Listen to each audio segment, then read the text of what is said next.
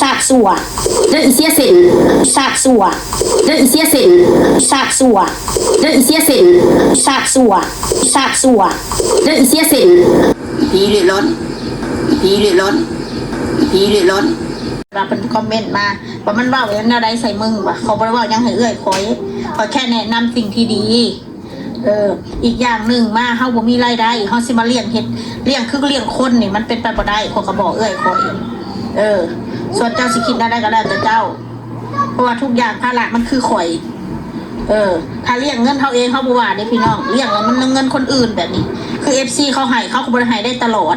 เจ้าต้องเข้าใจเด้อตัวนี้คอยบอกเอื้อยคอยอันนี้เจ้าต้องเข้าใจน้องนำสิ่งที่น้องเว้านี่กลางค่ำกลางคืนมาเจ้าบ่รับบ่นอนจะลุกมา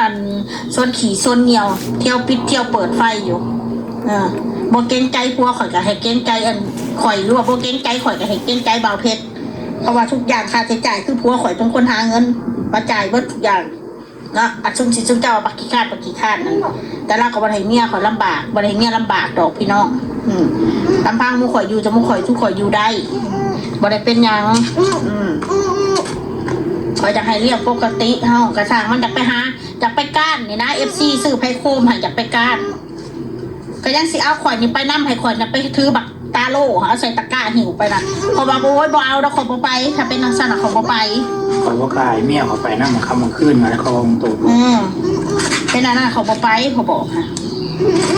สิมาข่อยแบกมาไปนำบ่สิปะมาบ่ได้เลยแม้แต่สิไปหากินกลางคืนก็ยังสิเอามาไปนำน่ะเอาไว้กว่าลูกก็อยู่นั่งคิงแล้วก็อยู่นั่งคิงเบิ่งเขาบอกค่ะ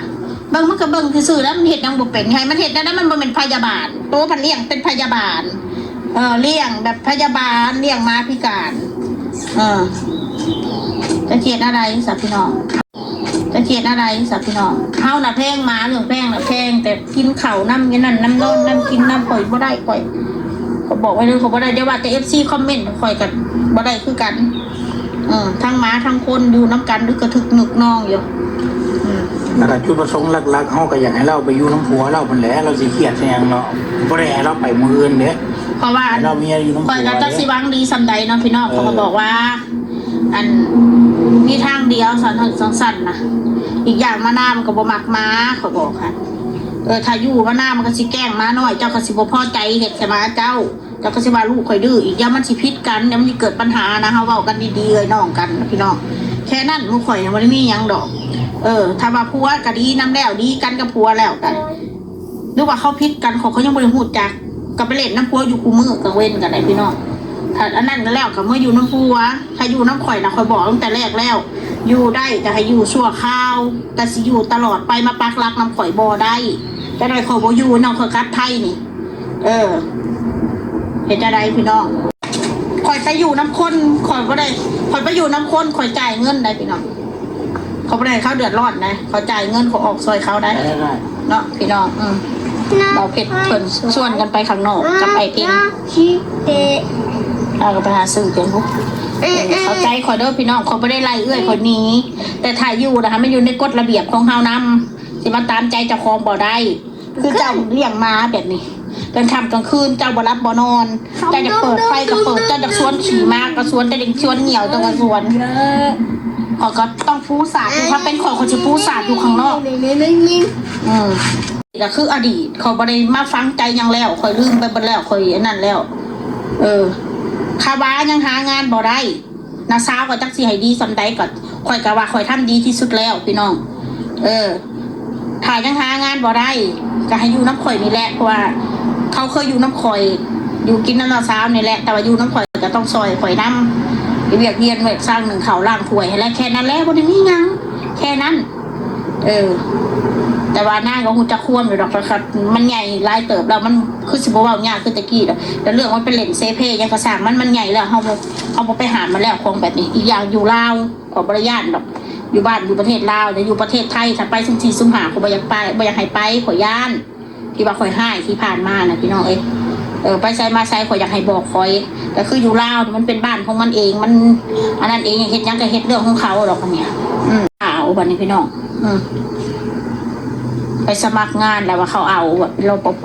จากเมืองใดเมืองอื่นมือหื้อหนูบอกไปเฮ็ดมันสิคืออยู่บัดนี้พี่น้องแล้วแต่มันไอ้เพชรว่ะ มันบ่อยากไปก็ให้มันอยู่นี่แหละมาทางนาบ่าวอะไรไอ้เพชรก็สุดแต่เล่าดีน้ำหลานเด้อพี่น้องเด้อเอาสิบอกให้พ่อแม่เราบ่มีไผจนยอมก้มหน้าก้มตาหันหน้าใส่เขาคือพี่น้องว่าไม่น่าเข้าไปยุ่งตั้งแต่ทีแรกเลยมันบ่แม่นเข้าไปยุ่งผมมุกข่อยมันคืนดีกันแต่โดนแล้วมันบ่แม่นเราเพิ่งจะคืนดีกันชุมข่อยดีกันตั้งแต่ชุมเจ้ายังเข้าใจว่ามุกข่อยผิดกันพุ่นเขาให้อภัยกันตั้งแต่ล้างกล่องล้างไม้ไปแล้วพี่น้องเอ้ย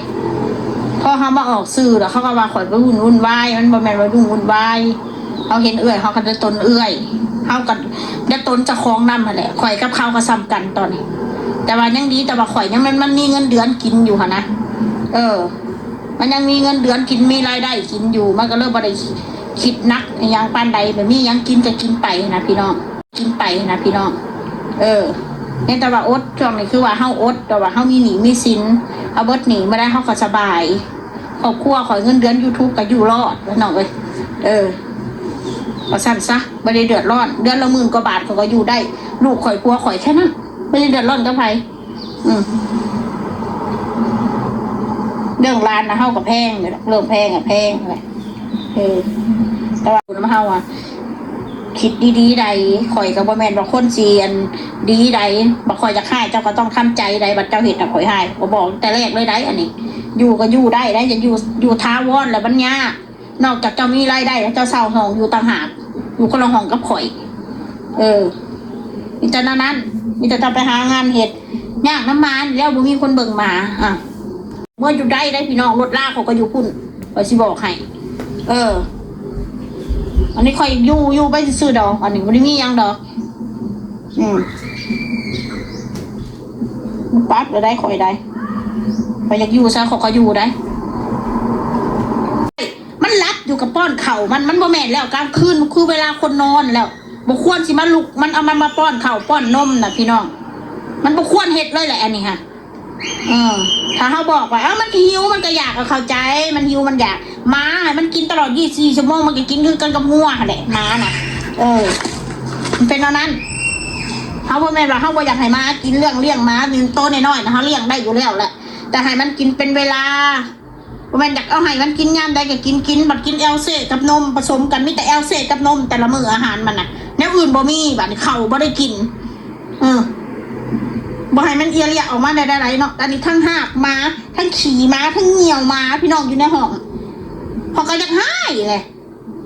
เอาพอก็บ่ได้ให้แล้วเขาก็บอกเราดีๆหั่นแหละคิดเอาเด้อล่ะเด้อให้คิดเอา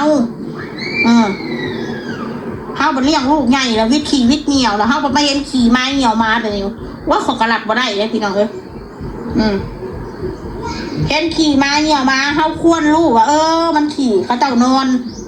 ต้องเอามันออกมาข้างนอกเป็นบ่สวนขี่สวนเหนี่ยวต้องออกข้างนอกออกจากนอกห้องบ่แม่นสิเอาไปชวนอยู่ในข้างบ่นอนข่อยนอนอยู่หั่นโอ้ยบ่ได้พี่น้องผู้ใดคือว่าข่อยชั่วกันแล้วแต่ซึ่งเจ้าเด้อข่อยเต็มที่แล้วกับพี่กับน้องนะเขาก็เต็มที่แล้วถ้าบ่มีบักตาโลเจ้าจะอยู่รถข่อยว่าแต่มีบักตาโลเจ้าพันเลี้ยงลูกเลี้ยงม้าแบบบ่เข้าใจคนอื่นบัดนี้เจ้าหักม้าเจ้าแล้วคนอื่นเขาถามว่าเขาหักบอกเขาหักเขาหักดูแต่เขาก็บริเกินไปขนาดนี้นะพี่น้องนะสาดสัวเดินเสียสินสาดสัวเดินเสียสินสาดสัวสาดสัวเดินเสียสินสาดสัวเดินเสียสินสาดสัวอย่างหาว่าจะครอบครัวหมูพี่เรื่อยร้อน